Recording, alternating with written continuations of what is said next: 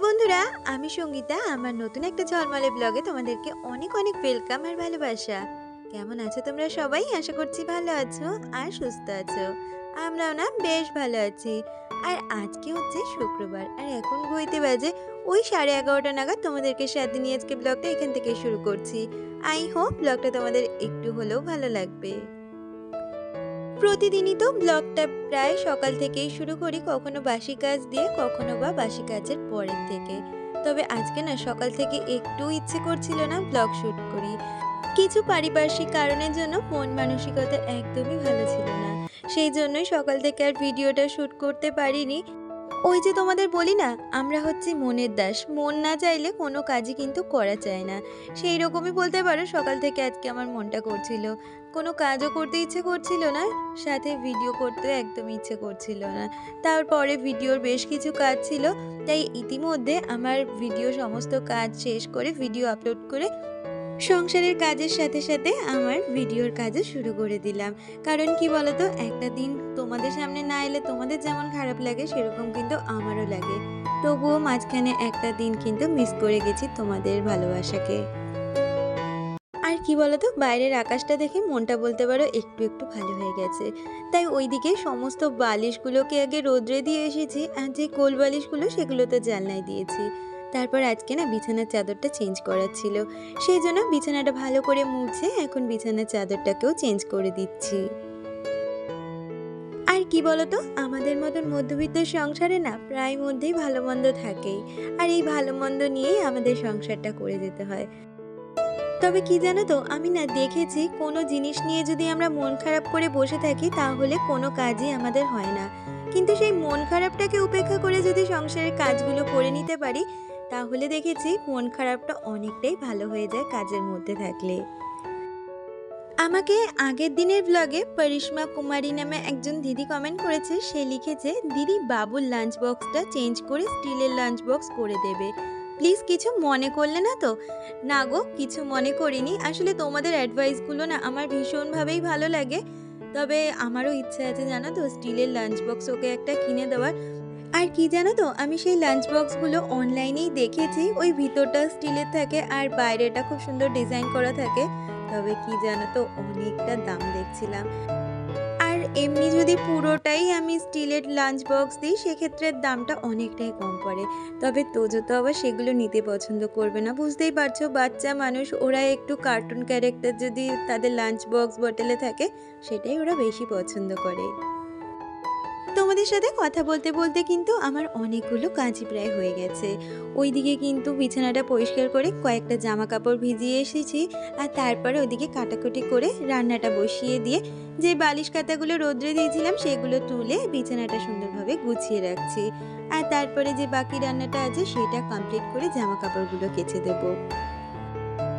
আসলে সকালটা তাড়াহুড়ো করে শুরু হলেও সব কিছু গুছিয়ে নেওয়ার পর কিন্তু ততটাই শান্তি পাওয়া যায়। আর আমরা সংসারের কাজগুলো যখনই শুরু করি না কেন, আর যেইভাবে করি না কেন, কাজগুলো যদি আগে থেকে আমরা একটু প্ল্যানিং করে করতে পারি, তাহলে কাজগুলো কিন্তু খুব সুষ্ঠুভাবে গুছিয়ে করা যায়, আর সেটাও সময়ের মধ্যে।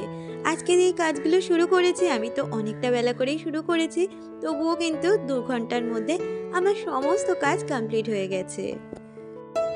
আর আজকে রান্নাবান্নার মধ্যে করেছি একটু উচ্ছে আর কুমড়ো ভাজা করেছি, তার সাথে ডিমের একটু কারি করব। আর কি বলতো, আমরা তো একদমই নিম্ন মধ্যবিত্ত ঘরের মানুষ, তাই সবসময় চেষ্টা করি মাসের প্রথম থেকে সংসারের সমস্ত খরচ একটু বুদ্ধি করে করার, তাতে মাসের শেষ দিকটা আর টানাটানির মধ্যে দিয়ে কাটাতে হয় না। আর এদিকে দেখো, কথা বলতে বলতে আমার রান্নাবান্না কিন্তু সমস্তটা কমপ্লিট হয়ে গেছে। আর এখন রান্নাঘরটা ভালো করে পরিষ্কার করে রান্না যে বাসনগুলো পড়েছিল সেগুলোকেও মেজে নেব। এর আগের দিনের ব্লগে বনিতা ঢোলুই আমাকে কমেন্ট করেছে, দিদি লিখেছে, সত্যি কথা বলতে দিদি ভাই, আমাদের মতন মধ্যবিত্ত পরিবারে যেমন আয় তেমন ব্যয় করে সমানভাবে চলতে হয়। আর আমার দিক থেকে তোমার জন্য অনেক ভালোবাসা রইল। তোমাকেও অনেক অনেক ভালোবাসা আমার দিক থেকে। আর তোমাদের এই ভালোবাসা দিয়ে কিন্তু আমার এই ছোট্ট পরিবারটা ধীরে ধীরে বেড়ে উঠছে।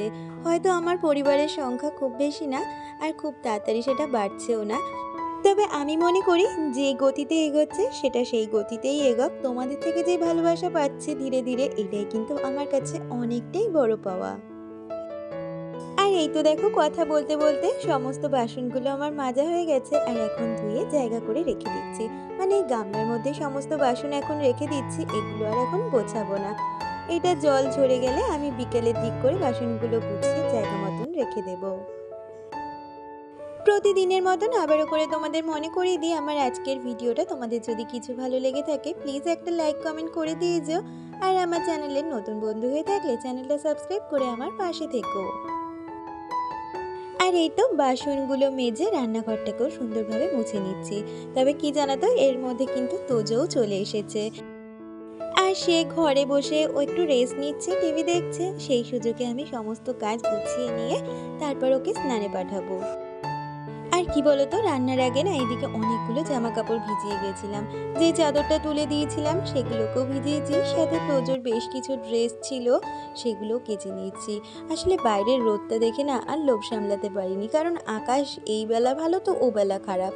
আজকে সকাল থেকেই আকাশটা কিন্তু বেশ খারাপ ছিল, মেঘলা মেঘলা। ভাবলাম আজকে হয়তো আবারও বৃষ্টি হবে, তবে বেলা করে খুব সুন্দর রোদ দেখে তাই আর জামা কাপড়গুলো রেখে দিলাম না, কেচেই দিলাম, কারণ আবার যদি কালকে সকালে বৃষ্টি হয় সেই জন্য। আমাকে আগের দিনের ব্লগে একজন কমেন্ট করেছে, তার নামটা ঠিক এখানে বোঝা যাচ্ছে না। সে লিখেছে, তোমার কথাগুলো খুব সুন্দর, অনেকটা মোটিভেট হই তোমার কথা শুনে, পাশে আছি, এগিয়ে যেও। Thank you so much. এইভাবেই তোমরা আমার পাশে থেকো। আসলে কি বলতো, শোনার মতন তোমার কানটা সুন্দর আর তোমার মনটা, যার জন্যই আমার কথাগুলো তোমার এতটা ভালো লাগলো। এই কয়েকদিনের মতন আজকেও কিন্তু স্নানের আগে সমস্ত ঘর বারান্দা মুছে নিয়েছিলাম। তবে কি জানো তো, এই ঘরটাতে ওই যে চাদরটা চেঞ্জ করলাম, বিছানাটা ঝাড়লাম, তারপরে জামা কাপড় যেহেতু কাচা হয়েছে তাই ভাবলাম এই ঘরটা আরেকবার করে মুছে নিই, সাথে বারান্দাটাও আরেকবার মুছে নিলাম। তাহলে চলো বাকি কাজগুলো সেরতে সেরতে আমার আজকে সুন্দর কয়েকজন বন্ধুদের নাম নেওয়া যাক। Nivedita Shukla, Hiya Haldar, Priyanka Adhikari, world of Debashree, Mallika, Mita Roy, Sutapa, Riya Mondal, my home tour থেকে প্রিয়াঙ্কা, সায়নী গাঙ্গুলি, পরিসমা কুমারী, বনিতা ধলই, বং বিশ্ব। তোমাদের সকলকে অনেক অনেক ধন্যবাদ আর ভালোবাসা আমার পাশে সবসময় এরকমভাবে থাকার জন্য। আর আমি তোমাদের কাছে এটুখানি চাইবো, আমার পরবর্তী চলার পথে তোমরা এইভাবে আমার পাশে থেকে যেও। দুপুরে খাওয়া দাওয়ার পরে একটু রেস্ট নিয়ে নিয়েছিলাম, আর এখনই সময়টা হচ্ছে বিকাল দিকে। আর বিকেলের মধ্যে দেখলাম জামা কাপড়গুলো প্রায় অনেকটা করেই শুকিয়ে গেছে, তাই সেগুলো তুলে নিলাম। এখন বিকেল বাজে 5টা নাগাদ। আর এদিকে দেখো, তোজো তার স্কুটারটা নিয়ে বেরিয়ে গেছে, একটু ঘুরে ফিরে ও আবারও চলে আসবে, কারণ ওর রয়েছে পড়া। আর ইতিমধ্যে হাজব্যান্ড অফিস থেকে চলে এসেছে, ও ঘরে রেস্ট নিচ্ছে। আর আমি ভাবলাম রান্নাঘরের যে বাকি কাজগুলো রয়েছে সেগুলোকে গুছিয়ে নিই, মানে যে বাসনগুলো মেজে রেখেছিলাম সেগুলোকে এখন জায়গা করে তুলে রাখবো। আর দেখবে, সংসারের কাজগুলো যদি পরপর গুছিয়ে করা যায় তাহলে কিন্তু কাজগুলো খুব সুন্দরভাবে গুছানো হয়ে যায়, আর আমাদের জন্য কিন্তু কাজগুলো জমানো থাকে না। আর কি বলতো, আমি সবসময় মনে করি সংসারটা যখন আমার নিজের, কাজগুলো তো আমাকেই করতে হবে। তাই কাজগুলো করে নিয়ে তারপরে বসে রেস্ট নেওয়াটা ভালো। হাতে কাজ থাকলে না আমি না বসেও যেন শান্তি পাই না। আর তোমাদের সাথে গল্প করতে করতে কিন্তু আমি বাসনগুলোকেও জায়গা মতন গুছিয়ে রেখে দিলাম। আর এই যে মিক্সারের যে বাটিটা, তারপরে হ্যান্ড চপার, ওগুলোকেও জায়গা মতন রেখে দিয়েছি। আর এই যে গ্যাসের যেই জিনিসগুলো ছিল, মানে এই গ্যাসের প্লেট ঝিকগুলো, সেইগুলোকেও লাগিয়ে নিলাম। এরপরে চাটা বসিয়ে দেবো, কারণ তোজোকে আবার হাজবেন্ড যাবে পড়তে দিতে, তাই ওকে এখন চাটা করে দিতে হবে, সাথে আমিও একটু চা খেয়ে নেবো। আর এই বিকেলের দিক করে না তোজোকে আর হরলিক্সটা দিই না, ওই দুটো বিস্কুট আর জল খেয়ে চলে যায় পড়তে। এর আগের দিনের ব্লগে হিয়া হালদার আমাকে কমেন্ট করেছিলে, সে জানতে চেয়েছিলে যে আমার ছেলে কোন স্কুলে পড়ে। ও পড়ে নারায়ণা গ্রুপ অফ স্কুলে। তোমাকে আমি কমেন্টের রিপ্লাইটাও কিন্তু দিয়ে দিয়েছিলাম। আর ওদের বোর্ডটা না সিবিএসসি বোর্ড। আমি না অনেক আইসিএসসি বোর্ড দেখেছি, আইসিএসসি বোর্ডের চাপটাও ভীষণ থাকে, বাচ্চারা ভীষণভাবে প্রেসারাইজড হয়ে যায়, যার জন্য আমি এই আইসিএসসি বোর্ডটাতেই ওকে দিয়েছি। আর এদিকে দেখো, আমার বাড়িতে এসেছে আজকে নতুন অতিথি, আমার গোপু সোনাতে বন্ধুই বলতে পারো। তোমাদের বেশ কিছু আগের ব্লগে আমি জানিয়েছিলাম আমার যে পাশের বাড়ির এক ভাগ্নি আছে তার সাথ ছিল, তো তারই জানো তো ছেলে হয়েছে। আর সেই জন্য তো ওদের এখন অসহ্য চলছে, তাই গপুকে আমার বাড়িতে দিয়ে গেছে, কারণ গপু কি আর না খেয়ে থাকতে পারে।